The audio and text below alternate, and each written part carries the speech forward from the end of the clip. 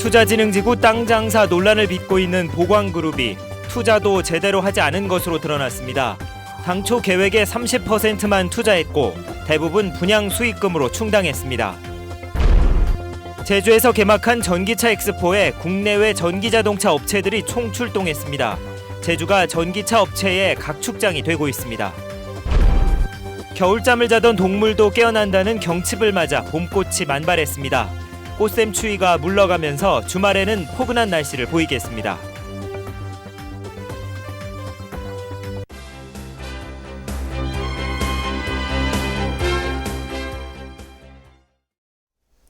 여러분 안녕하십니까? 뉴스데스크 제주입니다.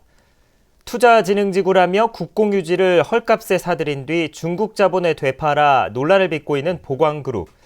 과연 투자는 제대로 했을까요? MBC 취재 결과 당초 계획보다 턱없이 모자란 데다 대부분 콘도 분양 수익으로 충당했고 약속했던 관광시설도 짓지 않은 것으로 드러났습니다. 박주연 기자가 취재했습니다. 지난 2008년 보광그룹이 성산포 해양관광단지를 투자진흥지구로 지정받으면서 제주도에 제출한 투자계획은 3,870억 원.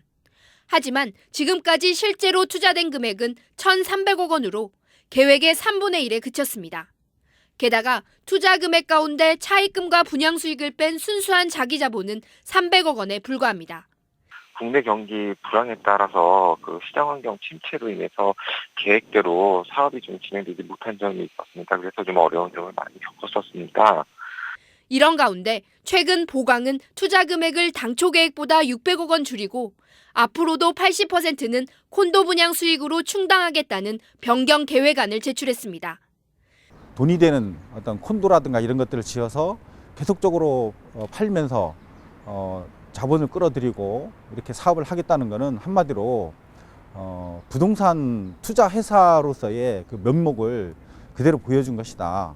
특히 당장 돈이 되는 콘도와 상가만 짓고 해중 전망대와 해양 레포트센터 등 해양 관광단지 핵심 시설은 들어서지 않아 사업 추진율은 54%에 불과합니다.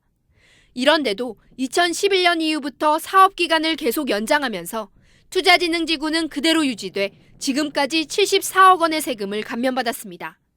앞으로도 80억 원을 더 받게 됩니다. 하지만 제주도는 보광의 투자진흥지구를 해제할 방법은 없다고 말합니다. 지금 성산 해양관광단지는 투자가 그 위에 이루어지지 않더라도 그런 요건들은 어느 정도 갖췄기 때문에 제도적으로는 지금 해제할 수 있는 그런 요건들이 조금 약해요. 제주도는 앞으로 특별법을 개정해 투자진흥지구 제도의 허점을 보완하겠다고 밝혔지만 지금까지 보광이 받은 세금 감면 혜택 등은 유지될 수밖에 없어 특혜 논란은 계속될 전망입니다. MBC 뉴스 박주연입니다. 국내외 전기자동차 업계가 제주를 주목하고 있습니다. 제주를 잡아야 국내 시장을 선점할 수 있다는 판단 아래 각축전을 벌이고 있습니다. 김현선 기자가 보도합니다.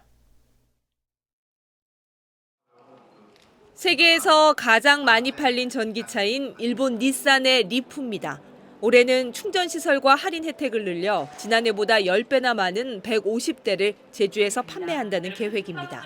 주행 성능도 일본 가솔린 차보다 훨씬 뛰어나고 안전성, 트렁크 용량 이런 부분에서 굉장히 만족도가 높기 때문에 그런 부분이 기존 다른 브랜드의 전기차하고는 좀 차별할 수 있는 중요한 사항이 될 것 같습니다.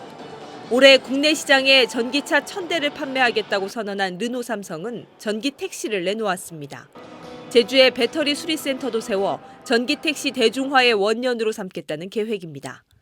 제주도 전역에 45군데의 충전 인프라가 설치가 돼 있는데 택시 같은 경우에 저희가 좀 더 투자를 해서 택시가 모이는 집결지 같은 데다가 충전 인프라를 더 설치할 용의도 있습니다. 중국 전기차 판매 1위 업체인 BYD도 국내에 첫 선을 보였습니다. 중형급 차량을 대표 모델로 내세워 내년부터 제주를 시작으로 본격적인 공급에 나선다는 계획입니다.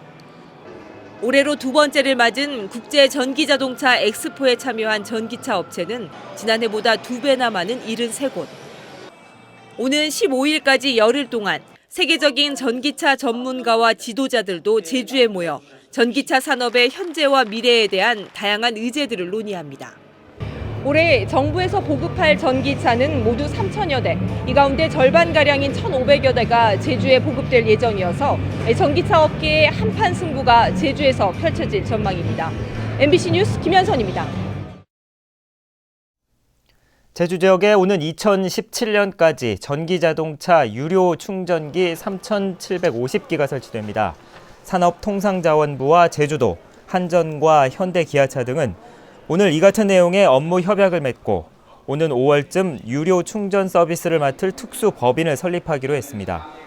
산업부는 콜센터와 통합 운영 시스템도 운영해 2017년에는 제주도 내 주유소와 비슷한 수준으로 충전 시설을 확대할 방침입니다.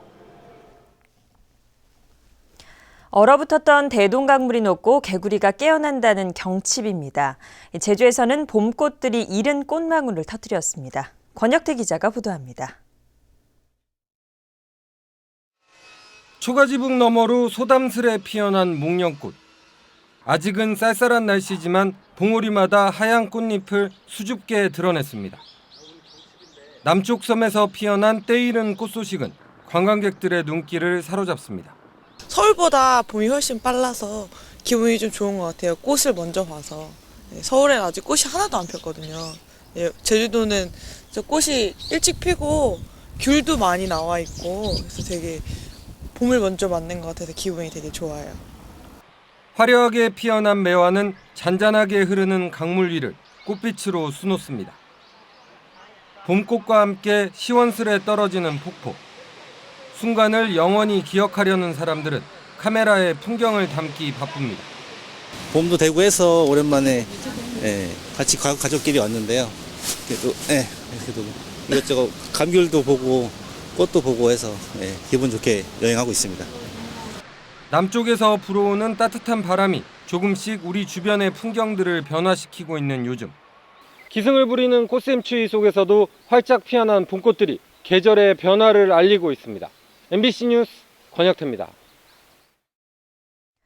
제주를 찾는 관광객이 역대 최단 기간에 200만 명을 넘어섰습니다. 제주도 관광협회에 따르면 올 들어 어제까지 제주를 찾은 관광객은 200만 1000명으로 지난해에 비해 12일 일찍 200만 명을 돌파했습니다. 이 가운데 내국인은 161만 명으로 지난해보다 12% 늘었고 외국인도 39만 명으로 54% 늘었습니다. 관광협회는 제주 기점 항공편과 크루즈 입항이 늘면서 관광객이 증가한 것으로 보고 있습니다. 주말인 내일은 완연한 봄 날씨를 만끽할 수 있겠습니다. 새벽까지 비 소식이 있긴 하지만 야외 활동에 큰 불편은 없겠는데요. 자세한 이번 주말의 날씨를 송현희 기상캐스터가 전해드립니다. 네, 주말인 내일 새벽까지 북동부 지역을 중심으로 비가 오겠습니다. 다행히 예상되는 비의 양은 5mm 미만으로 많지 않겠는데요. 낮부터는 하늘 표정도 점차 좋아지겠고요. 기온도 더 올라서 완연한 봄 날씨를 만끽할 수 있겠습니다. 모레도 평년보다 포근한 날씨가 이어지겠는데요. 다만 하늘은 대체로 맑다가 오후부터 차차 흐려지겠습니다. 다음은 자세한 지역별 날씨입니다. 내일 아침 북부 지역의 기온 6도로 출발해서 낮 기온은 10도 안팎까지 오르겠습니다. 서부 지역은 오늘보다 2도에서 4도가량 높은 기온을 보이겠습니다. 네, 서귀와 남원의 아침 기온 8도, 안덕 9도, 낮 기온은 11도에서 13도가 예상되고요. 동부 지역도 기온이 오르면서 예년 이맘때보다 더 포근하겠습니다. 성판악의 아침 기온 2도로 다시 영상의 기온을 회복하겠습니다. 네, 섬쪽도 오전까지는 하늘 표정이 어둡겠지만 기온은 7도에서 13도로 오늘보다 3도가량 높겠고요. 해상에는 남쪽 먼바다를 중심으로 물결이 약간 높게 일겠습니다. 네, 다음 주 월요일에는 비 소식이 있는데요. 비가 그치고 나면 다시 꽃샘추위가 찾아올 전망입니다. 날씨였습니다. 산림청은 제주 지역 소나무 재선충병 방제를 위해 긴급 방제비 27억 원을 추가 투입한다고 밝혔습니다. 또 절벽 등 위험 지역 방제 작업에 투입할 전문 인력 121명도 추가 지원합니다. 제주도는 다음 달까지 소나무, 고사목을 모두 제거할 방침인데 당초 예측보다 고사목이 10만 그루가량 늘어나 방제에 어려움을 겪어왔습니다. 오늘 오전 11시쯤 제주시 이도 일동 삼성초등학교 인근 빌라에서 이삿짐을 나르던 40살 박모 씨가 고압 전선에 감전돼 중태에 빠졌습니다. 또 2만 볼트의 전류가 흐르는 전선이 바닥으로 떨어져 아스팔트 도로가 파손됐고 이 일대 1,300여 가구도 2시간 동안 정전됐습니다. 경찰은 박 씨가 건물 4층으로 이삿짐을 나르려고 사다리차를 조종하다 짐칸이 전선에 닿은 것으로 보고 있습니다. 어제 저녁 6시 20분쯤인 일본 배타적 경제수역인 서귀포 남쪽 450km 해상에서 조업 중이던 서귀포 선적의 29톤급 근해 연승어선 천복호가 일본 어업 지도선에 납포됐습니다. 천복호는 할당된 어획량보다 고기를 많이 잡은 뒤 조업 일지에는 600kg을 줄여서 기재한 혐의를 받고 있는데 담보금 300만 엔을 내겠다는 지불각서를 일본 측에 낸 뒤 석방됐습니다. 앞으로 도내 일부 무인도와 부속 암초에서 낚시를 할 수 없게 될 것으로 보입니다. 제주도는 제주시 도두항 방파제 부근과 추자면 화도, 서귀포시 안덕면 형제선 부근 등 10곳을 낚시 통제구역으로 행정 예고했습니다. 제주도는 오는 25일까지 의견을 수렴한 뒤 통제구역으로 지정해 빠르면 6월부터 단속을 시작할 예정인데 낚시업계가 반발하고 있어 진통이 예상됩니다.